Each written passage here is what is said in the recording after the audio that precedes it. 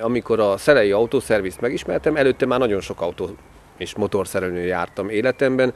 A márkaszervizekkel sincs túl jó tapasztalatom, ugye ők a külföldi mintára hivatkozva nem is látom, hogy mit fognak csinálni az autómmal. Elviszik, aztán na mindegy. Magyarországon azért még szerintem teljesen más a helyzet, mint amit most itt ezek a luxusautószalonok kínálnak. A Szelei autószerviz pont akkora méretű vállalkozás, ahol szívesen viszem az autómat, ráadásul nagyon jól felszerelt műhelye van.